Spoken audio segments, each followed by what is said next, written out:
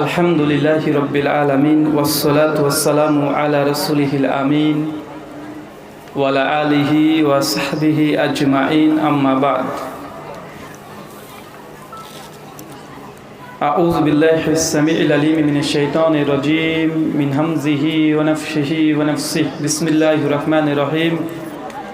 মা আতাকুমুর রাসূলু ফাখুযুহু ওয়া মা নাহাকুম আনহু ফান্তাহু। وقال الله سبحانه وتعالى يا أيها الذين آمنوا أطيعوا الله وأطيعوا الرسول ولا تبطلوا أعمالكم. عن عبد الله بن مسعود رضي الله تعالى عنه قال قال رسول الله صلى الله عليه وسلم ليس من شيء يقربكم على الجنة ويبعدكم من النار إلا قد أمرتكم به. رواه سنن الكبرى للبيهقي إسناده صحيح. সমস্ত প্রশংসা সেই মহান সত্তা আল্লাহ সুবহানাহু ওয়া তাআলার জন্য, যিনি আমাদের সৃষ্টি করেছেন।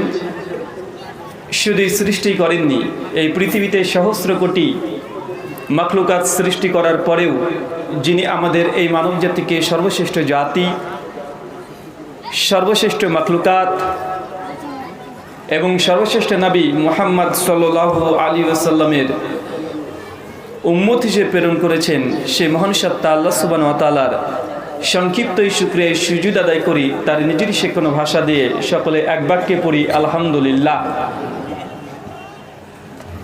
তারপর তার প্রিয় নবী মুহাম্মদ আরবি সাল্লাল্লাহু আলাইহি ওয়াসাল্লামের প্রতি সহস্র কোটি দুরুদ এবং সালাম বর্ষিত হোক। সকলে পড়ি আল্লাহুম্মা আমিন। সম্মানিত সুধী, দীর্ঘ চেষ্টা এবং প্রচেষ্টার ফলে আজ 14 মার্চ 2022 শিকারপুর, ঝাড়খণ্ড, আপনারা যে আলোচনা সভার আয়োজন করেছিলেন, মহান সত্তা আল্লাহ সুবহানাহু ওয়া তাআলা আপনাদের এই আলোচনা সভাটিকে কবুল করে নিয়েছেন। এই জন্য আল্লাহ সুবহানাহু ওয়া তাআলার আরও একবার শুকরিয়া সুজুদ পড়ি, সকলে পড়ি আলহামদুলিল্লাহ। মহান সত্তা আল্লাহ সুবহানাহু ওয়া তাআলার হচ্ছে দোয়া, এই প্রার্থনা আল্লাহ সুবহানাহু ওয়া তাআলা, আমরা মানুষ, আমরা কম বেশি ছোট বড় ভুল ত্রুটি বিচ্যুতি গুনাহ আমরা করে থাকি। আজকের এই আলোচনা সভার ওসিলাই আমাদের পেছনের ছোট ছোট গুনাহগুলোকে তুমি ক্ষমা করে দাও। সকলে পড়ি আল্লাহুম্মা আমিন। যাই হোক, বাদ মাগরিব থেকে বিভিন্ন আলোচক তারা পবিত্র কোরআন এবং সেই সুন্নাহর আলোকে গুরুত্বপূর্ণ আলোচনা আপনাদের কাছে পেশ করেছেন। আমি উপস্থিত হয়েছি কিছু কথা শেয়ার করার জন্য। তার পূর্বে দুটো কথা আপনাদের সঙ্গে। অনেকে মনে করতে পারেন যে বক্তা এসেছে, আর বক্তা এসে হয়তো অনেক সুর দিয়ে সুন্দর কণ্ঠে আলোচনা করবে, অথবা অনেকগুলো গজল গাইবে। এই নিয়তে যারা যারা এসেছেন, যদি এসে থাকেন তাহলে আপনারা সকলেই হতাশ হয়ে বাড়িতে ফিরবেন, কারণ আমি একটা সুর দেবো না। কথা কি আমার বুঝতে পারছেন ভাই? কথা বোঝা যাচ্ছে? কারা কারা বুঝতে পারছেন একটু হাত তোলেন তো। কি প্রশ্ন করেছি? আমি বললাম কারা কারা বুঝতে পারছেন না তারা হাত তোলেন। আপনারা কারা হাত তুলেছেন? মানে আসলে আপনারা আমার কথা বুঝতে পারছেন না, এই জন্য তো হাত তুলেছেন নাকি? মানে আগে থেকে ক্লিয়ার করে নিই, নচেত আপনি হয়তো অপেক্ষায় বসে থাকবেন। শুনেছিলাম বড় বক্তা, কিন্তু বক্তা ওয়াজ শুরু করে না কেন, শুধু কথাই বলে চলে যায়। মানে আপনি অপেক্ষা আছেন যে কখন হুজুর একটা গজল গাইবে, অথবা কখন একটা টান ধরবে। ভাই, এটা আমি পারি না। আমার আগের বক্তা খুব সুন্দরভাবে মিষ্টি কণ্ঠে আলোচনা করে গেছে। আমার পরে যিনি আসবেন উনি অনেক সুন্দর করে আপনাদেরকে পবিত্র কোরআন সুন্নাহর কথাগুলোকে সুর দিয়ে আলোচনা করে শোনাবে। তবে আমার আলোচনা হচ্ছে কাটা কাটা কথা। এই যে কাটা কাটা কথাগুলো বলছি, এগুলো আমার আলোচনা। কথা কি বোঝা যায়? এই সংক্ষিপ্ত সময় আপনার কাছে সময় নেব, সময় নষ্ট করব না।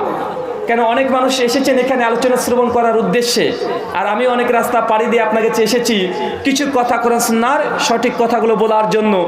এখন আমি যদি এমনি যদি আপনাদের কাছে সেইভাবে পরিবেশটা না পাই, আলোচনা করতে ভালো লাগবে না। যদিও আমরা বাঙালি মুসলিম, আমরা পবিত্র কোরআন সুন্নাহর কথাগুলো মূলত বেশি শুনতে চাই না।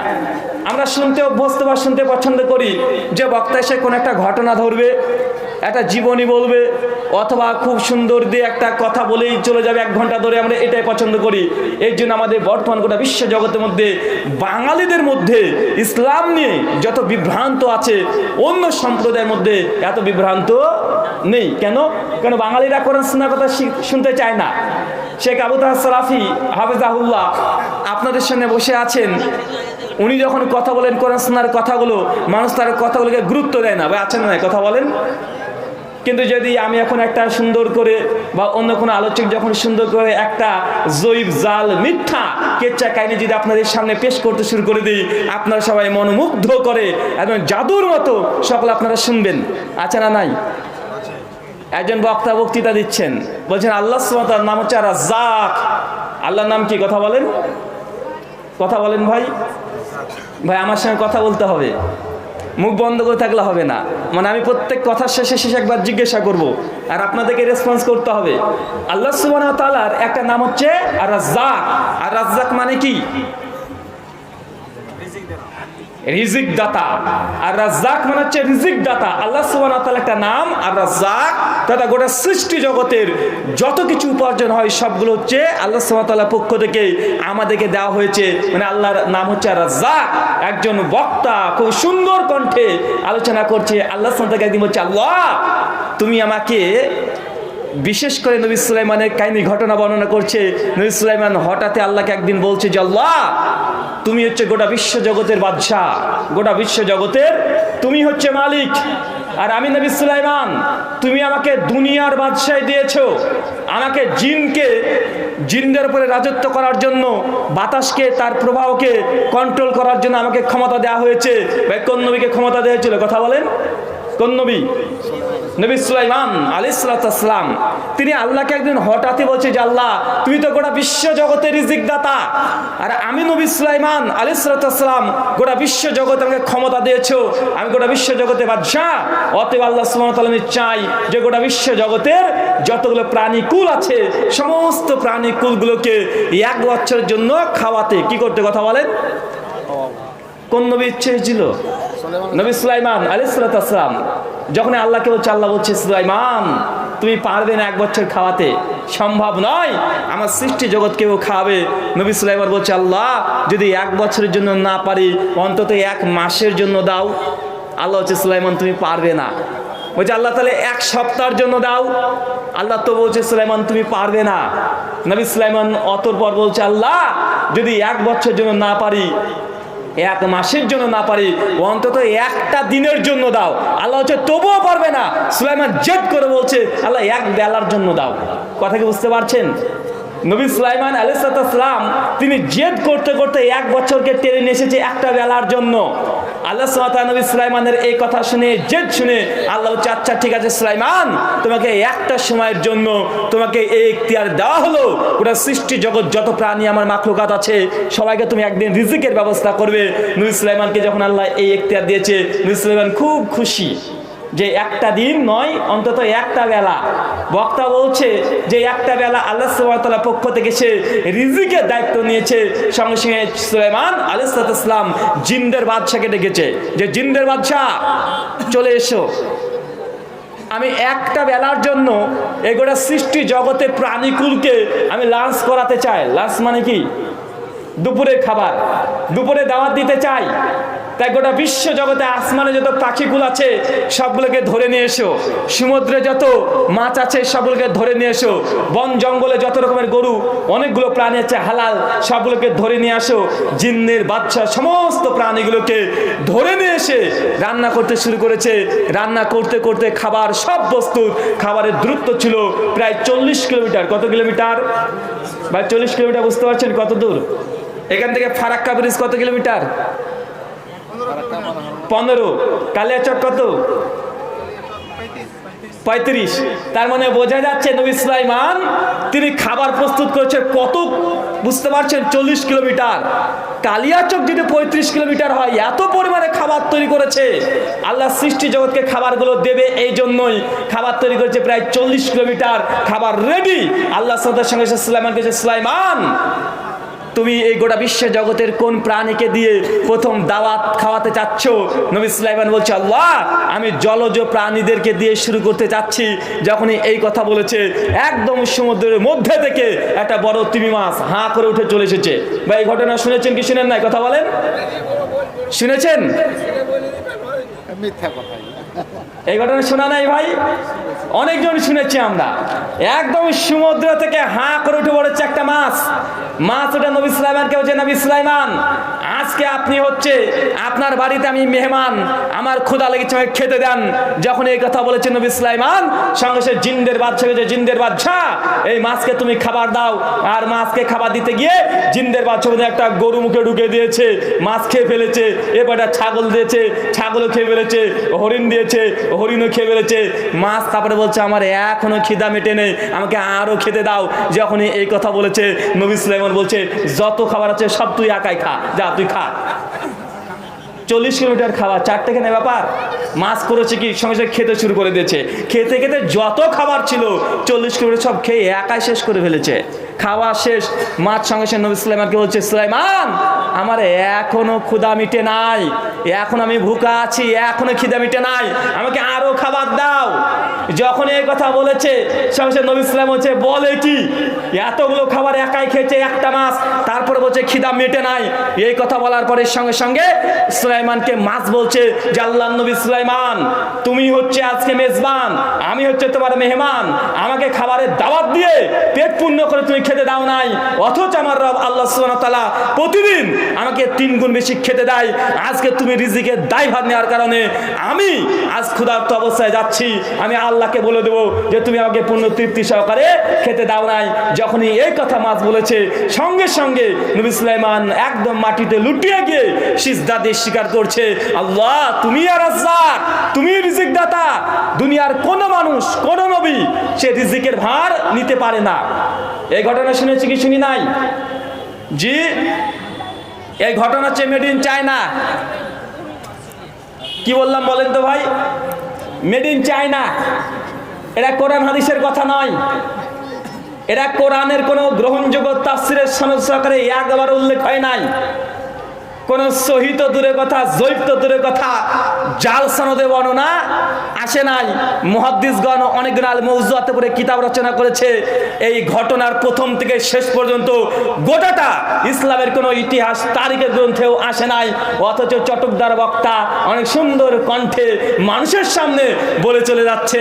আর মানুষ, আমরা বাঙালি মুসলমান, আমরা সবাই বলছি সুবহানাল্লাহ। আছে না নাই কথা বলে? কিন্তু যতক্ষণ আলোচনা করো গোটাটাই জাল। আর মেড ইন চায়না কেন বললাম বলেন তো? কারণ যারা এই হাদিস জাল করেছে, এরা আর একটা হাদিসও তৈরি করেছে। কোন হাদিস? ইলম অর্জনের জন্য যদি চীন দেশে যেতে হয়, তবে চীন দেশে তবুও যাও। ভাই, এই হাদিস না জাল? কথা বলেন। যদি জ্ঞান অর্জনের জন্য কোথায় যেতে হবে? চীন দেশে যদি যেতে হয়, ওখানে যেতে হবে। তবে বন্ধু, এই চীন দেশে যাওয়ার এই হাদিস কোন আরব তৈরি করেছে না চীন হারা তৈরি করেছে? মক্কা মদিনাতে ওহী নাজিল হচ্ছে, আর চীন দেশে নাকি জ্ঞান অর্জনের জন্য আল্লাহ নবী যেতে বলবে। মানে আপনাকে এতটুকু বোঝানোর চেষ্টা করলাম ভাইজান, যে ঘটনার শুনলেন, বক্তাদের মুখে অহরহ শুনছেন, এই ঘটনা গোটাটাই জাল। তার মানে আপনাকে বুঝতে হবে, ধর্ম যখন গ্রহণ করবেন, ধর্ম যখন নেবেন, তখন বক্তা কে বলছে কথাটা এটা গুরুত্বপূর্ণ নয়, বরং কার কথা বলছে এটাই গুরুত্বপূর্ণ। কথা কি বুঝতে পারছেন? আল্লাহ নবী তিনি বলছেন, সহিহ বুখারী হাদিস নাম্বার 3461 এবং সহিহ বুখারী কিতাবুল ইলম হাদিস নাম্বার 789, আল্লাহ নবী বলছেন কমপক্ষে 50টা সনদে এই হাদিসটা বর্ণনা আছে। আল্লাহ নবী বলছেন, মান কাযযাবা আলাইয়া মুতাম্মাদান, কোন ব্যক্তি, কোন বক্তা যদি আমার নামে এমন কোন কথা বলে যে আমি নবী মুহাম্মদ সাল্লাল্লাহু আলাইহি ওয়াসাল্লাম বলি নাই, মাকাদু মিনান নার, তার থাকার জায়গা জাহান্নাম। কথা কি আপনারা বুঝতে পারলেন? আল্লাহ নবী বলতে যাচ্ছেন এইভাবে, কোন বক্তায় এমন কোন কথা বলেছে বা বলছে, অথচ ওই কথাটা আল্লাহ নবী বলে নাই। কোন বক্তা যদি সেই কথা বলে, বক্তার থাকার জায়গা কোথায়? কথা বলেন। জাহান্নাম। আমাদের বিশেষ করে বাঙালিদের মধ্যে সবচেয়ে বেশি জাল হাদিস প্রচার আছে।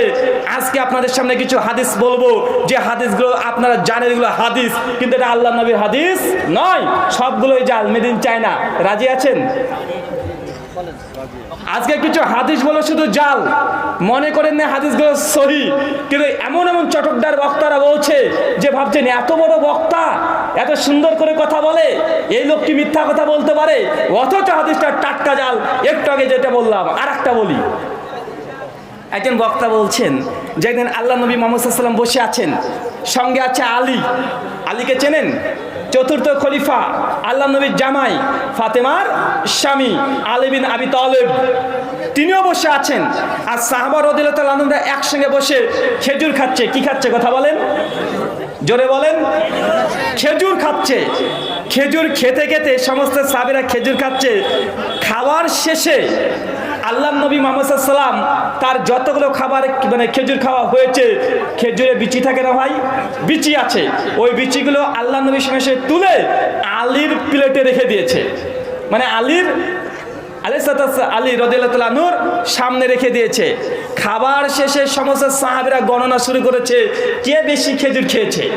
তো সমস্ত সাহাবীরা গণনা করেছে, আলী বিন আবি তালেবেরটা গণনা করা হয়েছে, যে সবাই যা খেয়েছে আলী বিন আবি তালেব আলী রাদিয়াল্লাহু তাআলা তিনি ডবল খেয়েছেন। সমস্যা আল্লাহর নবী তিনি বলছেন আমাদের নবী আলী বিন আবি তালেবকে যে কি ব্যাপার আলী, তোমার কি বেশি ক্ষুধা পেয়েছে? সবাই যা খেয়েছে তুমি তার ডবল খেয়েছো।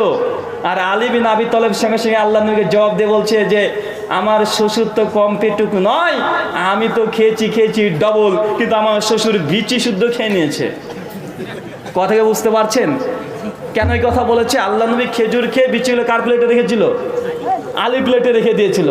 এই জন্য আলীর প্লেটে বিচি ডবল হয়ে গেছে। এই জন্য আমাদের নবী আলীকে বলছেন যে কি ব্যাপার আলী, তুমি এতটাই পেটুক যে তুমি ডবল খেয়েছো, সবার চাইতে বেশি খেয়েছো।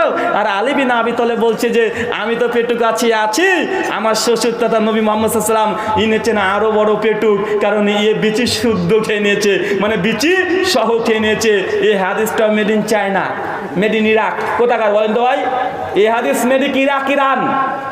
এই হাদিসটা কোরআন হাদিসের কথা নয়, এটা পবিত্র কোরআনের কোনো আয়াত নয়, এটা কোনো তাফসির গ্রহণযোগ্য আহলে সুন্নাহ ওয়াল জামাতের কোনো তাফসিরে ঘটনাটা আসে নাই। সহিহ সনদ তো দূরের কথা, যঈফ তো দূরের কথা, জাল সনদেও আহলে সুন্নাহ ওয়াল জামাতের কোনো কিতাবে বর্ণনা আসে নাই। এটা রচনা করেছে মূলত শিয়ারা। কারা কথা বলেন? শিয়ারা। তারা ফাজালে আলী ফাজল হাসান হোসেনের নাম দিয়ে এই হাদিস রচনা করে আল্লাহ নবীকে পরোক্ষভাবে অপমান করেছে। কথাকে বুঝতে পারছেন ভাই? কিনা আল্লাহ নবীকে অপমান করা হয় নাই, আল্লাহ নবীকে অপমান করেছে শিয়ারা। আর আপনারা বুঝেন না শিয়া কারা? শিয়াদের একটা সিমটম বুঝে নেন, মুয়াবিয়া রাদিয়াল্লাহু তাআলা আনহুকে তারা খারাপ সবসময় সমালোচনা করবে। যত সাহাবী আছে তাদেরকে কাফের মনে করে, মাত্র 5 জন বাদ দিয়ে আরো সাধারণ মানুষ চিনে রাখবেন। দেখবেন যখন মহরমের মাস আসে হাই হোসেন করে রাস্তা রাস্তা তারা বুক কাটতে শুরু করে দেয়। এই ঘটনা এরা রচনা করেছে, এটা কোরআন হাদিসের কথা নয়। কিন্তু বড় বড় আলোচকদের মুখে ঘটনা শুনেছেন কি শুনেন নাই? কথা বলেন। আল্লাহ নবী জাল হাদিস। মনে রাখবেন চুরি করাটা কাবিরা গুনাহ। চুরি করছেন এটা আপনি গুনাহগার হচ্ছেন। জেনা করা কাবিরা গুনাহ, যে জেনা করছে সে গুনাহগার হচ্ছে। কিন্তু নবীর নামে যখন হাদিস জাল বলা হয়, এটা শুধুমাত্র সে গুনাহগার নয়, উম্মতকেও গোমরা পথভ্রষ্ট করছে কি করছে না? কথা বলেন। অনেক মানুষ বলে নবীর হাদিস জাল হয় নাকি? আল্লাহ নবীর হাদিস জাল হয়। আর 8-10 দিন পরে দেখবেন আমাদের মুসলিম সমাজের মধ্যে অনেক মুসলিমরা আছে শবে বরাত পালন করবে কি করবে না? কথা বলেন। শবে বরাত পালন করবে, কিন্তু শবে বরাতকে কেন্দ্র করে যতগুলো শবে বরাতের রাত্রি 15 শাবানে যতগুলো হাদিস এসেছে, বিশেষ করে ইবাদত আমলের ব্যাপারে, যে 14 রাকাত নামাজ পড়তে হবে, 100 রাকাত নামাজ পড়তে হবে, 100 বার সূরা ইখলাস দিয়ে নামাজ পড়তে হবে, যত বর্ণনা আছে সমস্ত পৃথিবীর মুসলিম উম্মার মুহাদ্দিসগণ একমত সমস্ত হাদিস জাল। তারপরে আমাদের সমাজে আমলটা করা হয় কি হয় না? কথা বলেন। দেখেন ইবাদতের মধ্যেও জাল হাদিস প্রবেশ করেছে। অনেকে দোহাই দেয় যে আল্লামা নাসিরউদ্দিন আলবানী রাহিমাহুল্লাহ শবে বরাতকে কেন্দ্র করে হাদিসকে কিছু সহিহ বলেছেন, হাসান বলেছে। জেনে রাখবেন আলবানী রাহিমাহুল্লাহ কিছু হাদিসকে হাসান বলেছে। তবে শবে বরাতের রাত্রে 15 শাবান শবে বরাতের রাত্রিবেলাতে ইবাদত করতে হবে, আমল করতে হবে, এই মর্মে একটা হাদিসকে আলবানী রাহিমাহুল্লাহ সহিহ বলে নাই। বরং এই রাতের গুরুত্ব সঙ্গে বলেছে কিছু হাদিস হাসান আছে। কিন্তু আমাদের সমাজে এটা প্রতিষ্ঠিত আছে না নাই? কথা বলেন। মানে জাল হাদিসের কারণে মুসলিম উম্মাহ জীবনে আকীদা বিভ্রান্ত হয়েছে। জাল হাদিসের কারণে ইবাদতের মধ্যে বাড়াবাড়ি আছে। বা অনেক মানুষ আছে ওযু করার পরে ঘাড় মাসা করে, কি করে না, কথা বলেন, ঘাড় মাসা করে না। শায়েখ মাশায়েখরা বসে আছেন, ঘাড় মাসা করা কোনো হাদিস সহিহ বা হাসান স্তরে পৌঁছায়নি, তাই ঘাড় মাসা করা থেকে দূরে থাকতে হবে। ভাই কথা কি বোঝা যাচ্ছে? কারা কারা বুঝতে পারছেন না আবার একবার হাত তোলেন তো ভাই। আপনার ঝাড়খণ্ডে আসলে, বিশেষ করে এই এলাকাতে আসলে আমি বক্তৃতা দিয়ে মজা পাই না, কারণ আপনারা শুধু বসে শুনেন, মানে একটু হ্যাঁ হুঁ না কিছু করবেন এমনটা নয়। মজা সব মরা বাসার সামনে বসে আছে আমিও। জি, ঝাড়খণ্ড লেখা কেন? ও শাইখের নাম লেগেছে ঝাড়খণ্ড। আচ্ছা আচ্ছা, মানে আপনার ঝাড়খণ্ডে বাতাস লেগেছে, মানে মাঝে মধ্যে চুম্বকের সঙ্গে লোহা থাকলে লোহা মাঝে আকর্ষণ করে, তাই না? তো মানে আমরা তো বাঙালি, পিওর বাঙালি, তো ঝাড়খণ্ডে যখন আলোচনা করতে যখন মজা পায় না, কারণ যারা শ্রোতারা আছে মানে ওরা বুঝতে পারছে কি পারছে না, জিজ্ঞাসা করতে করতে এলে যারা হ্যাঁ না কিছু বলে না। বাংলাদেশের শ্রোতাগুলো দেখেছেন, মানে একটা কথা বললে বক্তা একটা কথা বলে শ্রোতারা তিনটে কথা বলে। ভাই শোনেন নাই, মানে তারা বক্তাকে কথা বলিয়ে নাই। আর আমাদের বিশেষ করে বাঙালি যারা আছেন পশ্চিমবাংলাতে, এদেরকে জোর করে বললেও মারলেও কথা বলে না। আশ্চর্য বিষয় ভাই, একটু কথা বলতে হয়। মানে যে কথাগুলো বলছি আপনাকে বোঝানোর জন্য বলছি, মানে আমি আমার বক্তৃতা এমনি দিচ্ছি না। আপনি যদি বুঝতে পারেন তবে আমি সফল, আর যদি বুঝতে না পারেন তো ভাববেন যে বক্তা কি বলে গেল, আপনারা শুনলেন, মানে এখান দিয়ে শুনেছেন এখান দিয়ে বেরিয়ে যাবে। কথা কি আমার বোঝা যাচ্ছে? জি, মানে যে কথাগুলো বলছি, যে অনেক মানুষের একটা ধারণা আছে হাদিস আবার জাল হয়। ভাই মানুষ জাল তৈরি করতে পারে না এমন কোনো জিনিসই নাই। নবীর হাদিস জাল তো দূরের কথা, মানুষ সঙ্গে আল্লাহকে জাল তৈরি করে ফেলেছে, আছে না নাই? আমরা বলছি আমাদের আল্লাহ সুবহানাহু ওয়া তাআলা আল্লাহ, সূরা তাহা আয়াত নম্বর 14, আল্লাহ বলছে ইন্নানি আল্লাহ, নিশ্চয়ই আমি হচ্ছে আল্লাহ, ফাবুদুনি, সুতরাং তোমরা আমারই ইবাদত করো। আল্লাহ বলছে আমি হচ্ছে আল্লাহ, আমার ইবাদত করো। কিন্তু গোটা বিশ্ব জগতে 220 কোটি মানুষ আছে যারা যিশু খ্রিস্টকে, নবী ঈসা আলাইহিস সালামকে ঈশ্বর আল্লাহ মানে কি মানে না, কথা বলেন। মানুষ আল্লাহকে ডুপ্লিকেট তৈরি করেছে, জাল তৈরি করে ফেলেছে। আল্লাহ বলছে আমি আল্লাহ, কিন্তু মানুষ এখন গরুকেও আল্লাহ মনে করে, মানে ডুপ্লিকেট জাল আল্লাহ, আছে না নাই?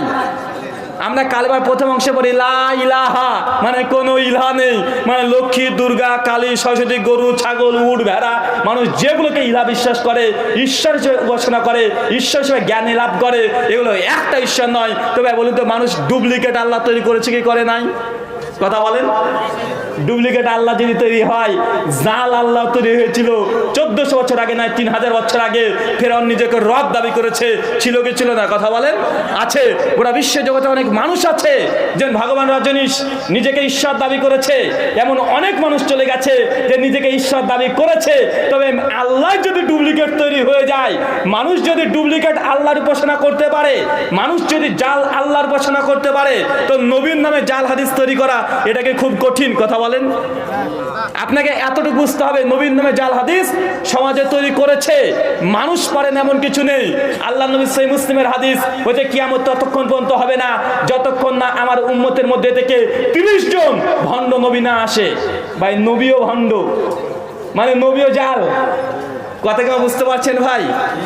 আল্লাহ নবী বলছে ততক্ষণ কিয়ামত হবে না যতক্ষণ না এই উম্মতের মধ্যে দিয়ে 30 জন ভণ্ড মিথ্যা জাল নবী না আসে, ততক্ষণ কিয়ামত হবে না। তো নবী যদি জাল আসতে পারে, নবীর নামে জাল হাদিস তৈরি হবে না, কথা বলেন। অনেক মানুষটা আজকে ওটা নবীর হাদিসকে জাল বলছে, নবীর হাদিসকে দুর্বল বলছে। কত বড় দুঃসাহস দেখেছো ভাই। এই কথা বলে মনে রাখবেন, জাল হয়নি এমন কোন জিনিস পৃথিবীতে নেই। ইমাম মাহাদি জাল এসেছে কি আসে নাই? কয়দিন আগে সৌদি আরবের মধ্যে থেকে কে ভিডিও লাইভ করে বলছে আমি ইমাম মাহাদি, ওর কাছে মানুষ বায়াতও নিয়েছে, মানে জাল, মিথ্যা, ভণ্ড, আছে না নাই, কথা বলেন। ঈসা আলাইহিস সালাম পৃথিবীতে আসবে, অনেক মানুষ নবী ঈসা দাবি করেছে কি করে নাই? গোলাম মির্জা আহমেদ কাদেরী নিজেকে ঈসা দাবি করেছে, মাহাদি দাবি করেছে, মানে বুঝতে হবে এগুলো জাল। কিন্তু সহি আছে না নাই? ঠিক হাদিসের মধ্যে সহিও আছে, জালও আছে, আপনাকে এটা বিশ্বাস করতে হবে। বিশেষ করে মুসলিম উম্মার মধ্যে নবীর নামে লক্ষ লক্ষ জাল হাদিস তৈরি করা হয়েছে, মাশহুর, যেগুলো বক্তাদের মুখে মুখে প্রায় শুনতে পান, সেগুলো আপনার সামনে আলোচনা করেছি 3টে। আরো 2টো হাদিস নিয়ে আপনার সামনে আলোচনা করব। আল্লাহ নবী মুহাম্মদ সাল্লাম বসে আছেন। এমতো পরিস্থিতিতে একজন সাহাবী তার সন্তানকে নিয়ে চলে এসেছে নবীর কাছে, এসেছে, আল্লাহর নবী, আমার ছেলেটা খুব মিষ্টি খায়, নবী একটু আমার ছেলেটাকে নিষেধ করে দেন না, খুব মিষ্টি খায়। সবশেষে আল্লাহর নবী মুহাম্মদ সাল্লাল্লাহু আলাইহি ওয়াসাল্লাম একটু চিন্তা করে বলছে তার পিতাকে যে আচ্ছা ঠিক আছে, তোমার ছেলেকে 3 দিন পরে নিয়ে এসো। কয়দিন? কথা বলেন। 3 দিন পরে নিয়ে এসো। ঠিক 3 দিন পরে ওই সাহাবী তার সন্তানকে নিয়ে নবীর কাছে চলে এসেছে, এসে বলছে, আল্লাহর নবী, আমার ছেলে খুব মিষ্টি খায়, একটু কমিয়ে দিতে বলেন না, একটু ছেড়ে দিতে বলেন না। আল্লাহ নবীর সঙ্গে তার সন্তানকে জিজ্ঞেস করছে, বাবা তুমি কি বেশি বেশি মিষ্টি খাও? জি হ্যাঁ, বেশি বেশি মিষ্টি খাই। বলছে, তোমার বাবা অনেক গরিব মানুষ, প্রতিদিন মিষ্টি কিনে দিতে পারবে না বাবা, এক কাজ করো, তুমি মিষ্টি খাও, ছেড়ে দাও। যখনই এই কথা আল্লাহ নবী বলেছেন, তার পিতা মানে ওই ছেলে পিতা তখন নবীকে বলছে, আল্লাহর নবী এই কথা 3 দিন পরে বলছেন কেন? প্রথম দিনে তো বলতে পারতেন। আল্লাহ নবী তখন জবাব দিয়ে নাকি বলছিলেন যে আমি কিভাবে বলি, আমি তো নিজে বেশি বেশি মিষ্টি খেতাম, এই 3 দিন আগে গিয়ে আমি মিষ্টি খাওয়া কমিয়েছি, তারপর তোমার ছেলেকে বলেছি। বক্তা যখন এই কথা বলছে আমরা সকলে সুবহানাল্লাহ বলছি, আর বক্তা এখান থেকে নাতিজা মানে এখান থেকে সিদ্ধান্ত দিয়ে বলছেন আমাদের নবী কত সুন্দর নবী, যে নিজে যতক্ষণ যে কাজটা না করতো ততক্ষণ বলতো না, কিন্তু যে ঘটনাটা বললাম এটা আল্লাহ নবীর ঘটনা নয়, এটা হাদিস নয়, এটা জাল, মিথ্যা কথা, নবীর নামে মিথ্যা রচনা করা হয়েছে। ভাই কথা কি বুঝতে পারলেন? ভাই এই ঘটনা মানুষের মুখে মুখে আছে না নাই? কথা বলেন। এটা কোরআন হাদিসে নেই, বক্তারা নিজে নিজে তৈরি করেছে মানুষের মনোরঞ্জন করার জন্য। তাই আপনাকে জেনে রাখতে হবে, জাল হাদিস বর্ণনা করা যেমন হারাম, জাল হাদিস জানার পরে এগুলোকে মুখ বন্ধ করে বসে থাকাও এটা হারাম। জাল হাদিস সম্পর্কে সমাজকে সচেতন করতে হবে 100%, কারণ নবীর নামে লক্ষ লক্ষ হাদিস আমাদের সমাজে এখনো আছে যেগুলো মিথ্যা কথা, ঘটনা রচনা করে মানুষের সামনে বলা হয়েছে। ওই যে আপনাকে প্রথম হাদিসটা বললাম যে নবী সুলাইমান আলাইহিস সালাম লক্ষ লক্ষ, নবী সুলাইমান আলাইহিস সালাম তিমি মাছকে খাওয়িয়েছে। একটা ছোট্ট প্রশ্ন করি ভাই, বলেন তো তিমি মাছ ও কি রান্না করা কোনো খাবার খেতে পারে? কথা বলেন। কিন্তু বক্তা যে বলছিল, বক্তা বলছিল যে এতগুলো খাবার রান্না করে রেখেছে, মাছের ভুনা করেছে, মাছকে রান্না করেছে, আর তিমি মাছ নাকি ওই মাছগুলোও খাচ্ছে। ভাই তিমি মাছ কখনো রান্না করা খাবার খায়? এতটুকু তো আমাদের বোঝার দরকার আছে। মানে আমাদের মধ্যে যেসব হাদিসগুলো জাল বলা হয়, মিথ্যা ঘটনা রচনা করা হয়, আপনি এগুলো শুনছেন, সুবহানাল্লাহ বলছেন। হিন্দুদের ওয়াজ যখন শুনবেন, হিন্দুদের ওয়াজ শুনেছেন? হিন্দুদের নামযজ্ঞ শুনেছেন? ওদের কীর্তন, ওদের নামযজ্ঞতে এই ধরনের ঘটনা বর্ণনা করে। তারা কি বলে জানেন? তাদের ঠাকুরদেরকে কাছে শুনবেন, তাদের ওয়াজ মাহফিল একটু শুনবেন। একজন বক্তা বলছে, হিন্দু দাদাদের, প্রদীপ শর্মা বলে নাম, উনি বলছেন যে আমাদের রামচন্দ্র, রাম লক্ষণ সীতা, নাম শুনেন নাই? রাম লক্ষণ সীতা যখন সীতাকে বনবাসে নিয়ে চলে গেছে, সরি রাম যখন বনবাসে আছে, রাবণ তখন সীতাকে নিয়ে চলে গেছে একদম স্বর্গলোকে। ওই সময়তে হনুমান কষ্টে কাতর হয়ে লক্ষণের কাছে চলে এসেছে। লক্ষণকে এসে বলছে যে তোমার বৌদি কোথায়, মানে সীতা কোথায়? বলছে কোথায় যেন নিয়ে চলে গেছে। এই দুঃখে সঙ্গে সঙ্গে একদম এই হনুমান উড়তে উড়তে আকাশে চলে গেছে, যাওয়ার পরে সূর্যটাকে এক বগলে দেবেছে। ভাই ঘটনা শুনেন নাই? সূর্যকে একটা বগলে দেবেছে, আর এক হাতে নিয়েছে একটা পাহাড়, একদম উড়তে উড়তে চলে যাচ্ছে। এটা হচ্ছে হিন্দু দাদাদের জাল হাদিস। আর আমাদের মুসলিম সমাজেও এই কেচ্চা কাহিনীগুলোকে সেম একইভাবে বিভিন্ন অ্যাঙ্গেল থেকে বর্ণনা করা হয় কি হয় না? যখন হিন্দু দাদারা এইসব ঘটনা বলে, মুসলমানের বাচ্চায় তখন বলে আরে সর্বনাশ, হিন্দু দাদারা কত না বোকা, দেখেছো সূর্যকে নাকি বগলে দাপা যায়, পাহাড়কে নাকি হাতে তুলে উড়ে নিয়ে বেড়ানো যায়। ভাই ওদের যদি না যায় তো তোমার বক্তা যে মাছকে রান্না করা খাবার খাইয়ে দিল, তুমি যে টেরি পাওনি, তুমি তো নারেক তাকবীর সুবহানাল্লাহ মারহাবা করছো, তুই শুধু তাদের খারাপগুলো দেখছো, তুই মনে করছো যে হ্যাঁ হিন্দুরা কি বুদ্ধি রে বাবা, ওরা একটা মাটি দিয়ে মূর্তি তৈরি করে, তারপর সুন্দর করে সাজায়, তারপর ওখানে শাড়ি পরায়, তারপর ওটাকে ভগবান হিসেবে বিশ্বাস করে, আবার সন্দেশ দেয়, ভগবান নাকি সন্দেশও খায়, ওখানে গিয়ে চায়, মানে দুর্গার উপাসনা করছে। তো হিন্দুরা যদি দুর্গা উপাসনা করে যদি বোকা হয়, তো মুসলমানের বাচ্চা ও তো দরগার কাছে যায়, আছে না নাই? কথা বলেন। দুর্গা পুজো হচ্ছে মাটি দিয়ে তৈরি করেছে, দেখতে যে সুন্দর, বোঝা যায় এটা মানুষের মতো কিছু একটা। কেউ দরগার মধ্যে যে বাপ শুয়ে আছে ও কেউ দেখেনি, আপনিও দেখেননি, আপনার বাপও দেখেনি যে মাজারে কি আছে, মানুষের বাচ্চা আছে না কুত্তার বাচ্চা আছে, আপনি জানেন? কথা বলেন। এলাকাতে দিয়ে চলবেন, অনেক মাজার আছে, মানুষই তৈরি জানে না, ও জানে না, বাপও জানে না আসলে মানুষ আছে না কোনো কুকুর বিড়াল ছাগল আছে। অজস্র মাজার আছে, এমনি এমনি রাত্রে রাতে গজিয়ে তুলে দিয়েছে শুধু ইনকামের জন্য, আছে না নাই কথা বলেন? আছে। শুধুমাত্র আমরা অমুসলিমদের কৃষ্টি কালচারগুলো দেখে মনে করি যে তারা কতই না বোকা। ভাই আমাদের মতো আমাদের সমাজে অজস্র ঘটনা এমন আছে যেগুলো আমরা বক্তারা বলি। আপনাকে তার জন্য কথা বলছি যে আলোচনা শোনার পূর্বে আপনাকে কিছুটা জ্ঞান অর্জন করতে হবে যে কোন আলোচক আলোচনা করছে, এগুলো কোরআন সুন্নাতে আছে না নাই। শুধুমাত্র গল্প শুনেই, মনোমুগ্ধকর গল্প শুনেই যদি ওয়াজ শোনার চেষ্টা করেন, আপনারা অধিকাংশ ক্ষেত্রে ভুল জিনিস সমাজ থেকে ক্রয় করবেন, এটা বুঝতেও পারবেন না। আর কিছু ঘটনা বলবো? জি, আর জাল হাদিস বলবো? ভাই যে কথাগুলো বললাম এগুলো হাদিস নয়, জাল। কি বললাম বলেন তো ভাই? আপনাকে ধরেন বললাম এখানে পকেটে আছে একটা টাকা, 2000 টাকার নোট দিয়ে আপনি দেখছেন যে টাকাটা জাল। এখন আপনাকে যদি বলে 2000 টাকার নোট ভাই নে, আপনি নেবেন 2000 টাকার নোট? নেবেন? যদি বলি ভাই 500 টাকা দিস, 2000 টাকা নিয়ে নেবেন? কথা বলেন। যদি বলি 100 টাকা দিস, আমার 2000 টাকা নেবেন? আপনি নেবেন না। নিয়ে যদি বলি যে 50 টাকা দিয়ে নে, তারপর 2000 টাকা আপনি নেবেন না কেন? আরে বেটা 2000 টাকা নিয়ে মরবো নাকি? তোকে 50 টাকা দিলেও বললাস, বাড়িতে যদি 2000 টাকা থাকে জাল, পুলিশ যদি জানতে পারে পেয়াদানি দিয়ে তুলে নিয়ে চলে যাবে। যাবে কি যাবে না কথা বলেন?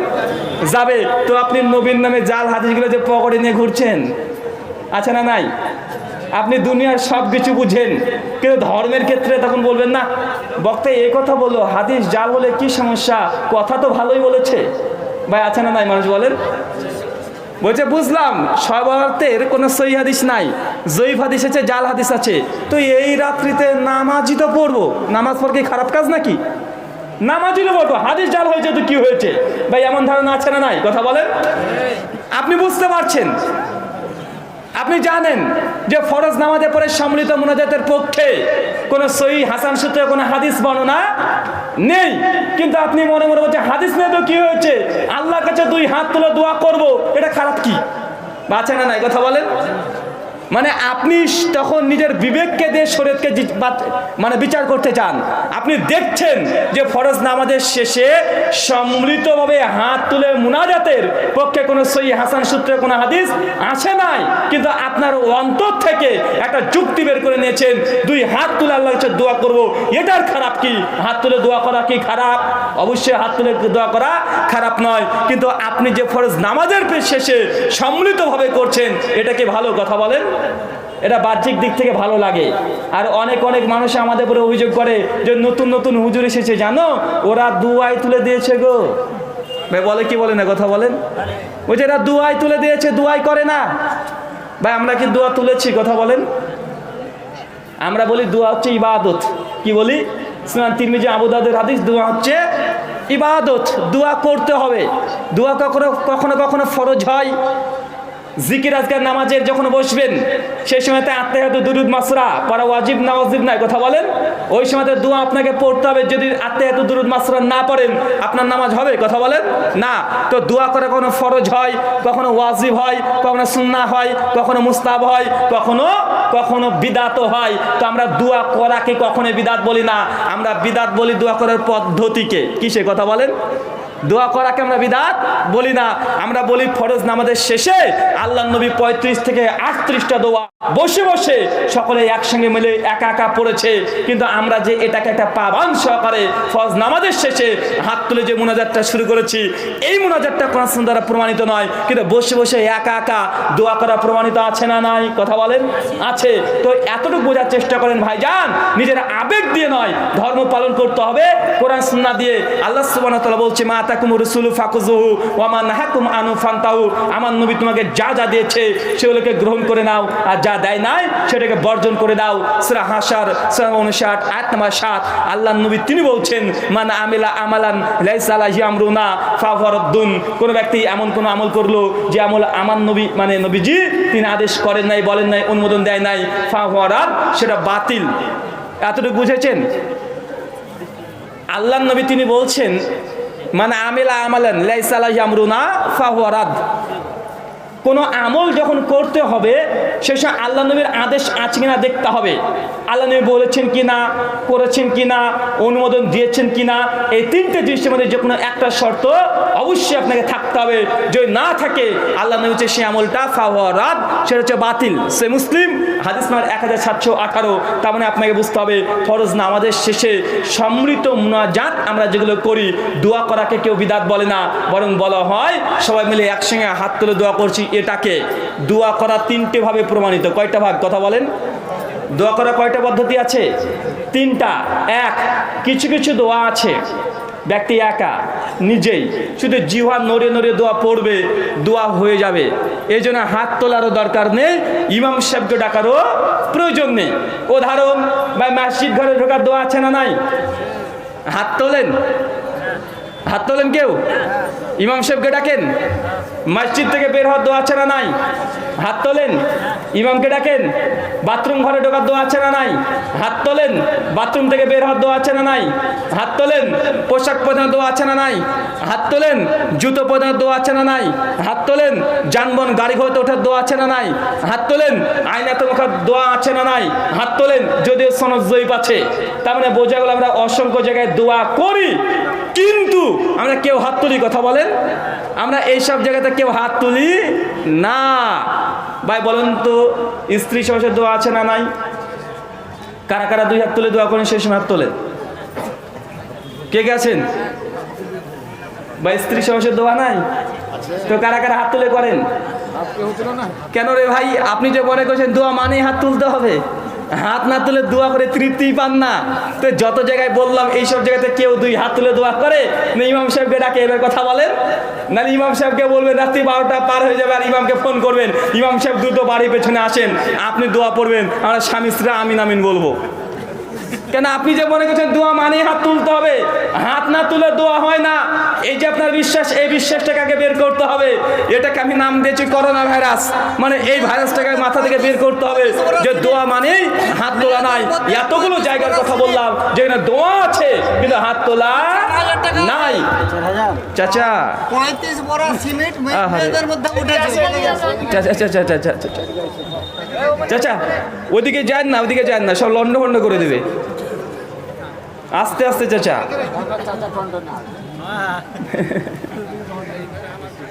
সম্মানিত সুধী, যে কথা বলছিলাম যে এতগুলো জায়গা সব জায়গায় দোয়া আছে না নাই, কিন্তু এইসব জায়গা থেকে হাত তোলে কেন? তোলে না কারণ এটা কোরআন সুন্নাহ দ্বারা প্রমাণিত নয়।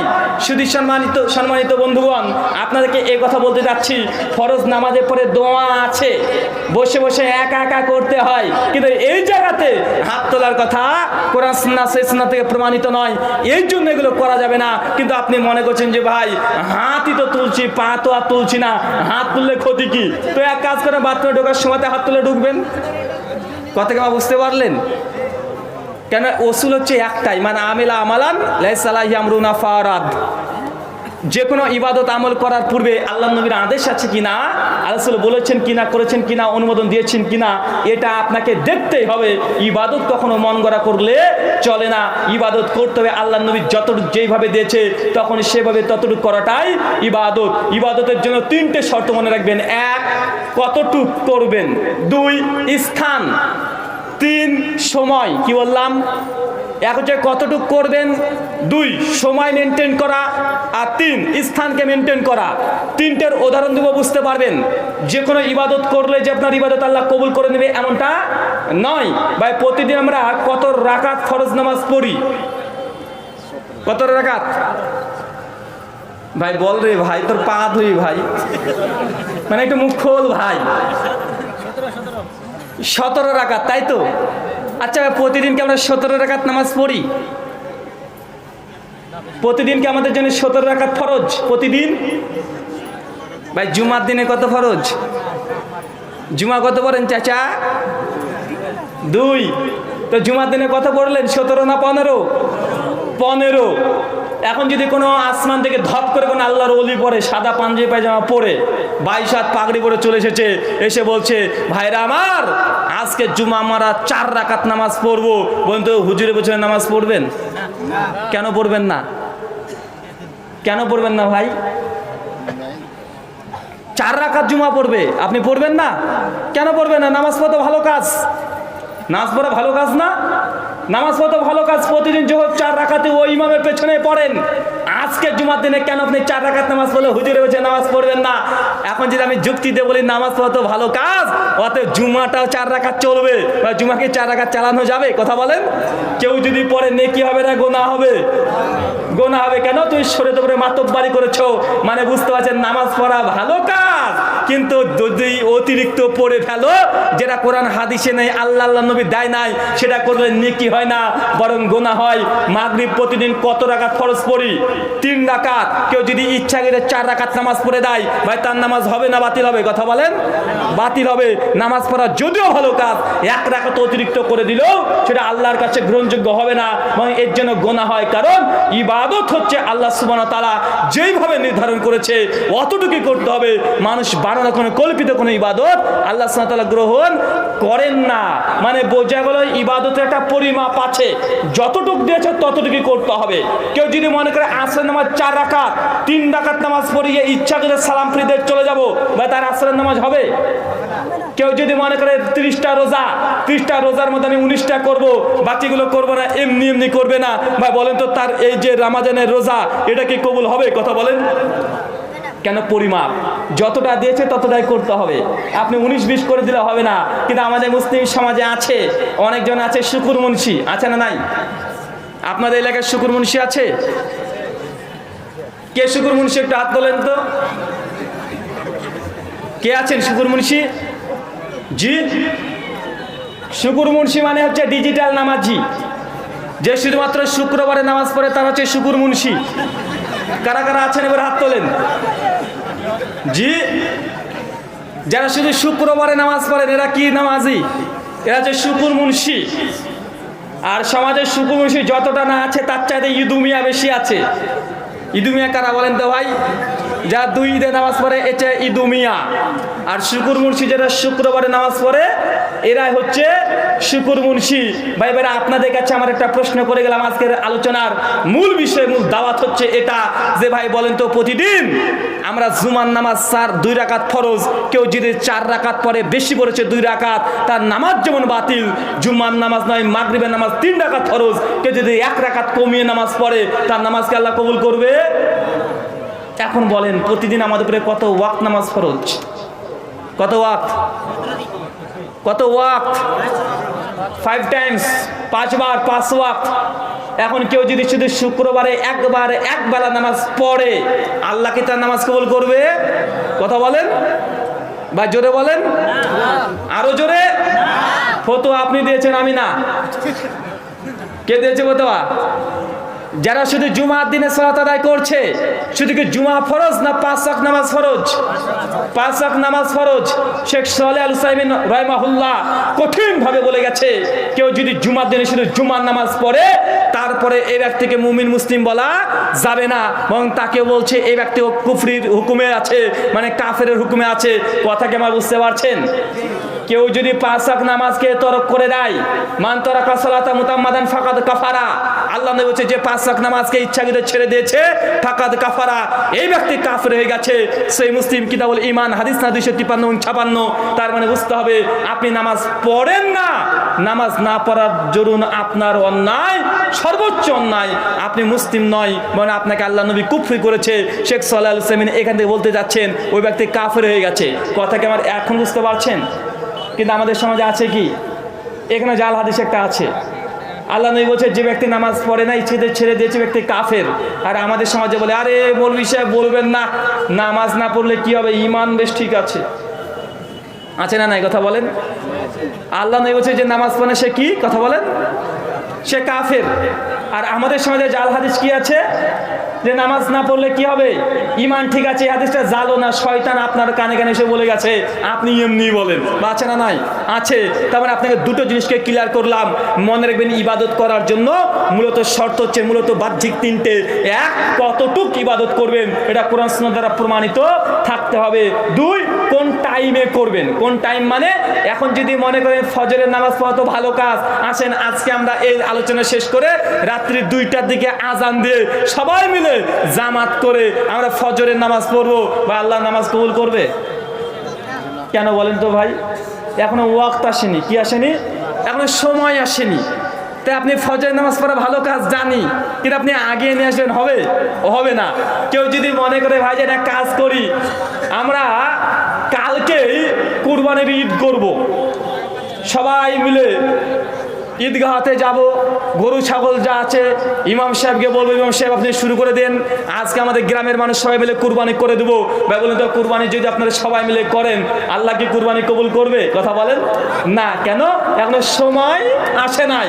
কেউ যদি মনে করে কালকে আমরা ফিতরা দিতে শুরু করে দেবো, ফিতরা কালেকশন করবো, ভাই বলেন তো ওই ফিতরা আল্লাহ কবুল করবে? করবে না। কেন? কারণ এখনো সময় আসে নাই। মানে আপনাকে দুটো জিনিস ক্লিয়ার হলো, এক, ইবাদত করতে হলে কতটুক করব এটা কোরআন সুন্নাহ দ্বারা প্রমাণিত হতে হবে। দুই, ইবাদত করার সময়তে দেখতে হবে কোন সময় মেনটেন করতে হবে। যদি মনে করেন আমি ফজর নামাজ পড়বো, পারবেন না।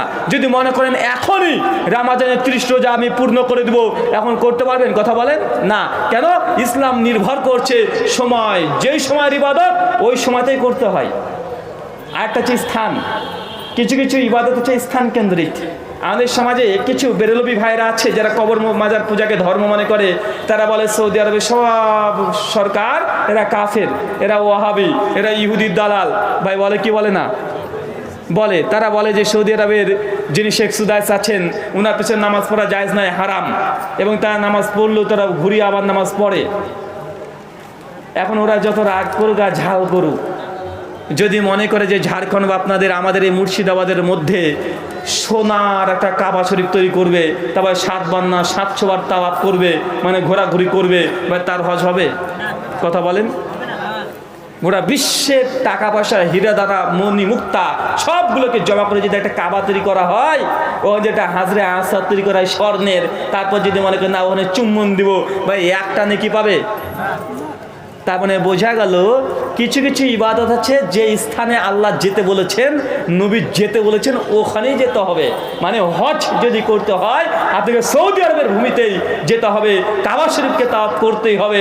নচেত আপনি যতই আজমির শরীফে যান আর নিজে একটা কাবা শরীফ তৈরি করেন, 7 বার নয় 7 কোটি বার যদি আপনি তাওয়াফ করেন, আপনার হজ বলে কিছু হবে না। মানে 3টে জিনিসকে মেনটেন করলেই আমাদের সমাজের মধ্যে যত মিথ্যা এবং বানোয়াট ইবাদত আছে, আমল আছে, বিদাতযুক্ত ইবাদত আছে, সবগুলোকে খুব সহজেই এগুলোকে আপনি বুঝতে পারবেন। যদি এতটুকু না বুঝেন, আমরা ব্যর্থ আপনাদের কাছে ইসলাম থেকে বোঝাতে। আমাদের দুর্ভাগ্য, আমরা কষ্ট পাই যে আপনার ইসলামটা বুঝছেন না, আল্লাহ নবীর ওই কথাটা বুঝছেন না। মান আমিলা আমালান লাইসা আলাইহি আমরুনা ফাওয়ারাদ। কোন ব্যক্তি এমন কোন আমল করলো যে আমল নবী বলে নাই, ফাওয়ারাদ, সেটা বাতিল। ইবাদতের 3টে অংশ আবার বুঝে নেন। 1, কতটুকু ইবাদত করবেন। 2, কোন সময় করবেন। 3, কোন স্থান করবেন। যদি 19-20 হয়ে যায়, ইবাদত আল্লাহ কবুল করবেন না। আমরা মনে করি আমল বেশি করলেই ভালো, এটা সুন্নাহ একটু বেশি করলেই ভালো। ভাই বলেন তো, খতনা করা ভালো কাজ না খারাপ কাজ? জি, সুন্নাতে খাতনা দেয়া মানে আপনার ভাষায় মুসলমানি করা ভালো কাজ না খারাপ কাজ? আপনি মনে করছেন যে যে কোনো ইবাদত ভালো কাজ বেশি করলেই ভালো, তো এক কাজ করে সুন্নাত একটু বেশি করে দিবেন, কি হবে? যদি খাতনা একটু বেশি করে দেন, কি হবে ভাই? ফরজ বাতিল হয়ে যাবে। বউ যদি বাড়িতে থাকে 2 দিন পর পালিয়ে যাবে, আর বিয়ের আগে বুঝতে হলে খবর আছে আপনার।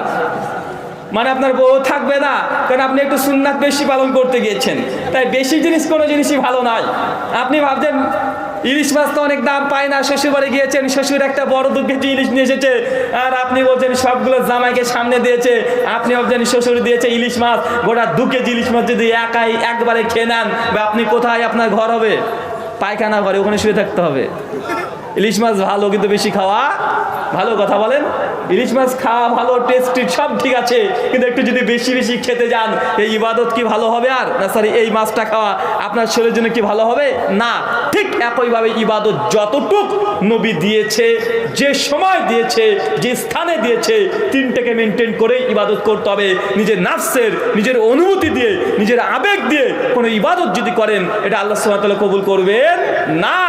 অবশেষে আর একটা জাল হাদিস বলি, জাল হাদিস শুনবেন, সহিতে অনেক শুনেছেন, একটু জাল হাদিস শুনি। আরেকটা জাল হাদিস দেখেন, মালাকুল মওত, মানে আপনার কথা অনুযায়ী আজরাইল ফেরেশতা। কোন ফেরেশতা? কোরআন হাদিসে মালাকুল মওত এসেছে তাবেঈদের পর থেকে আজরাইল নামটা কিছু কিছু বর্ণনা পাওয়া যায়। তার মানে বোঝা গেল মালিকুল মত আমার আপনার ভাষা অনুযায়ী আজরাইল ফেরেশতার বন্ধু হচ্ছে নবী ইদ্রিস। কোন নবী কথা বলেন? নবী ইদ্রিস আলাইহিস সালাম। হঠাৎ একদিন ইদ্রিস আলাইহিস সালাম বলছেন মালিকুল মতকে, আজরাইল ফেরেশতাকে, যে আজরাইল দোস্ত আমার, আমি একটু জান্নাত দেখতে চাই। কি দেখতে কথা বলেন? জান্নাত দেখতে চাই। সঙ্গে সঙ্গে মালিকুল মত আজরাইল ফেরেশতা নবী ইদ্রিসকে নিয়ে একদম আসমানে চলে গেছে। এখন জান্নাত দেখানো বাদ দিয়ে নবী ইদ্রিসকে জাহান্নামে ঢুকিয়ে দিয়েছে। কথাই বুঝতে পারলেন? যখনই নবী ইদ্রিস আলাইহিস সালাম জাহান্নামে ঢুকেছে, ঢুকে জাহান্নামের উত্তাপ, জাহান্নামের ভয়াবহতা দেখে নবী ইদ্রিস অজ্ঞান হয়ে পড়ে যাওয়ার মুহূর্তে যখন পড়ে যাবে, ঠিক এই সময়তে মালাকুল মউত সঙ্গে সঙ্গে তার পাখা দিয়ে ইদ্রিস আলাইহিস সালামকে জাহান্নাম থেকে বাইরে বের করে নিয়ে চলে এসেছে। ইদ্রিস সঙ্গে সঙ্গে যে দোস্ত তুমি কি করলে? তোমাকে বললাম জান্নাত দেখাতে, তুমি জাহান্নাম দেখো। মানে আমি তো পুরো গলে যাচ্ছিলাম। সঙ্গে সঙ্গে মালিকুল মউত বলছে যে আল্লাহ যখন জান্নাত তৈরি করেছে, জাহান্নামও তৈরি করেছে, তুমি জান্নাত দেখতে চেয়েছিলে, তার জন্য জাহান্নামটাকে আগে দেখালাম। কারণ জাহান্নাম না দেখলে তুমি জান্নাতের বর্ণনা তুমি উপভোগ করতে পারবে না। এরপর নবী ইদ্রিস বলছে চলো জান্নাত দেখাও। যখনই জান্নাতের মধ্যে নবী ইদ্রিস আলাইহিস সালামকে নিয়ে গেছে, জান্নাতের অপরূপ সৌন্দর্য দেখে সঙ্গে সঙ্গে নবী ইদ্রিস আলাইহিস সালাম পাগল হয়ে গেছেন যে এত সুন্দর জান্নাত। কিছুক্ষণ পরে নবী ইদ্রিস আলাইহিস সালামকে নেওয়ার জন্য আজরাইল ফেরেশতা ঢুকেছে। বলছে দোস্ত চলো দুনিয়াতে চলো, এবার দুনিয়াতে চলো। নবী ইদ্রিস বলছে আমি আর যাবো না, আমি আর যাবো না। আল্লাহ বলেছে যে জান্নাতে একবার ঢুকবে, সে আর জান্নাত থেকে বের হবে না। আমি জান্নাত থেকে আর যাবো না, আমি এখানে বসলাম। জান্নাতে বসে বলছেন নবী ইদ্রিস আলাইহিস সালাম মালিকুল মউত মনটাকে খারাপ করে চলে এসেছে। এই হাদিস মেড ইন চায়না। এই হাদিস কি কথা বলেন? এই হাদিস মেড ইন চায়নাটা কোরআন হাদিসে নেই, কিন্তু এই কথাগুলো বড় বড় বক্তারা বলছে কি বলছে না। আপনি এখন ভারত আর বাংলাদেশে এটা সব এক হয়ে গেছে, একাকার হয়ে গেছে ইউটিউবের কারণে। এই কথা বলেছে আপনাদের আমাদের সকলের প্রিয় বক্তা, দেখবেন বড় বড় বক্তা। এটা হচ্ছে রাহু হামজা। কি বললাম? আমির হামজার বক্তৃতা শোনেন? জি শোনেন? কারা কারা শোনেন একটু হাত তোলেন তো। একটু ইউটিউবে গিয়ে লিখেন যে নবী ইদ্রিস আলাইহিস সালামের জান্নাত, আমির হামজা, দেখেন এই বক্তৃতা উনি দিয়েছেন। আর এর আগে যে জাল হাদিসগুলো বললাম, বড় বক্তা রাহু আজহারি। কি বললাম? এটা আজহারি সাহেব যে চারটে হাদিস এর আগে বললাম, সবচেয়ে জনপ্রিয় বাংলা ভাষীদের আলোচকদের মধ্যে এত বড় আলোচক। এই হাদিসগুলো জাল আমার আপনার সামনে বলছে, কিন্তু আমরা শুধুমাত্র কানের মেসেজ করার জন্য শরীয়তকে জানতে চাই, আমরা নতুন নতুন ঘটনা জানতে চাই, জেনে আমাদের অন্তরকে তৃপ্তি করতে চাই। ভাইজান আপনাকে এই কথাগুলো বলার উদ্দেশ্য এটা নয়, কাউকে অপমান নয়, মূলত কথা এটাই ভাই, শরীয়ত যতটুক ততটুকু আলেমদের কাছ থেকে শেখেন, জানেন, আমল করেন। আল্লাহ সুবহানাহু ওয়া তাআলা আমাদেরকে এই কথাগুলো বোঝার তৌফিক দান করো। সকলে পড়ি আল্লাহুম্মা আমিন। সম্মানিত শুধু আলোচনা দীর্ঘ করছি না, এই কথাগুলো শুধুমাত্র আপনাদেরকে বলার উদ্দেশ্য একটাই, যে জাল হাদিস থেকে সতর্ক থাকবেন এবং জানবেন আলেম ওলামা যখন কোনো হাদিসকে যঈফ এবং জাল ঘোষণা করছে, যারা সহিহ আকীদার আলেম এই হাদিসকে সঙ্গে সঙ্গে বর্জন করবেন। কেননা জাল হাদিস ওটাকেই বলা হয় যেটা নবীর হাদিস নয়, মানুষ তৈরি করে দিয়ে নিজের স্বার্থে এই হাদিসগুলো তৈরি করে সমাজে প্রচার করছে। যে মানুষ জাল টাকা তৈরি করে, মানুষ জাল টাকা তৈরি করে না ভাই। কেন? নিজের ফায়দার জন্য, মানুষের ক্ষতি হবে হোক, এটা মানুষ দৃষ্টি দেয় না। তো জাল টাকা তৈরি যেমন হয়, জাল হাদিস নবীর নামে হয়। দেখবেন ফেসবুকে কিছু জাল হাদিস তৈরি হয়, ফেসবুকেও কিছু জাল হাদিস, মানে 2-3 বছরের মধ্যে অনেকগুলো জাল হাদিস তৈরি হয়েছে। কি জানেন? বলছে এই খবরটা 10 জন বন্ধুর কাছে পাঠান, তাহলে আপনার সুখের খুব খুশির একটা খবর পাবেন। ভাই আল হাদিস নিজে লিখে দিয়েছে, আছে না? এই যে ফেসবুকেও জাল হাদিস, মানে 1400 বছর আগের পরে জাল হাদিস তৈরি হয়েছে। এবং ফেসবুকের কল্যাণে লাখ লাখ হাদিস আছে, মানুষ সুন্দর সুন্দর উক্তি লিখে দেয় আর নিচে লিখে দেয় আল হাদিস। ভাইগুলো আল হাদিস না, জাল হাদিস। কথাকে বুঝতে পারছেন? যেসব লিফলেট দেখবেন যে এই খবরটা অমুক জন একজন স্বপ্নে দেখেছে, মদিনার ওই ব্যক্তি, কেউ যদি এই লিফলেটটা 1000 ছাপিয়ে যদি বিতরণ করতে পারে, তাহলে তার নাকি একটা খুব সুন্দর মনের যা আশা তা পূর্ণ হবে। আর কেউ যদি পড়ে যদি এটাকে গুরুত্ব না দেয়, তার একটা লোকসান হয়ে যাবে, তার একটা ক্ষতি হয়ে যাবে। ভাই এই লিফলেটগুলো মূলত ছাপায় কারণ যারা হচ্ছে প্রেসের ব্যবসা করে, তারা কারা বলেন তো ভাই? প্রেসের ব্যবসা করে তারা। কারণ যখনই পড়বে তখন ওর কাছে আরো বেশি বেশি অর্ডার আসবে। কথা কি বুঝতে পারছেন? তাই এই কথাগুলো থেকে আপনারা সকলে সতর্ক থাকবেন। আল্লাহ সুবহানাহু ওয়া তাআলা দোয়াই প্রার্থনা, আল্লাহ আমাদেরকে বেশি বেশি সহিহ সুন্নাহ সহিহ হাদিস শোনা এবং আমল করার তৌফিক দান করে সকলে বলি আল্লাহুম্মা আমিন। আমাদের মধ্যে যারা অসুস্থ আছে আল্লাহ সুবহানাহু ওয়া তাআলা তুমি আর শাফি, তুমি তাদের প্রত্যেকের সুস্থতা দান করো সকলে বলি আল্লাহুম্মা আমিন। যারা আমাদের মধ্যে এখনো হালাল উপার্জন করতে পারে না আল্লাহ সুবহানাহু ওয়া তাআলা তুমি আর রাজ্জাক, তুমি তাদের প্রত্যেককে হালাল উপার্জন দিয়ে পরিপূর্ণ করে দাও সকলে বলি আল্লাহুম্মা আমিন। এ দোয়া এ দাওয়া রেখে আজকের মতো আলোচনা শেষ করলাম। ওয়া মা আলাইনা ইল্লাল বালাগ। আসসালামু আলাইকুম ওয়া রাহমাতুল্লাহি ওয়া বারাকাতুহু।